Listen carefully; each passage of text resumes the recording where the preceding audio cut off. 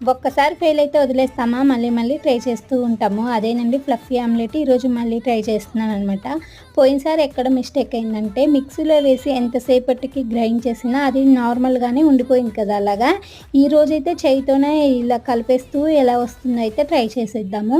3 eggs వేసేసి ఒక 5 minutes కంటిన్యూగా కలుపుతూనే ఉన్నామనమాట. ఎలా వచ్చిందో చూసారు కదా! కొంచెం బెటర్ అనమాట. మిక్సీ కంటే చాలా బెటర్ అండి. ఇంకా ఒక 10 మినిట్స్ తర్వాత ఇలా వచ్చేసింది.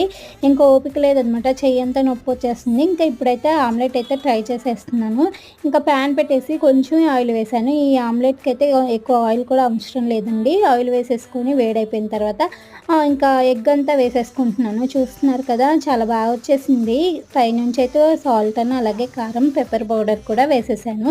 చూస్తున్నారు కదా! ఎంత చక్కగా కాలిపోయిందో. ఇంకా ఇలాగ వేగిపోయిన తర్వాత మళ్ళీ మనం తిప్పి వేసేసుకొని రెండో వైపు కూడా కాల్చేసుకున్న తర్వాత ఇంకా ఆమ్లెట్ తీసేసుకొని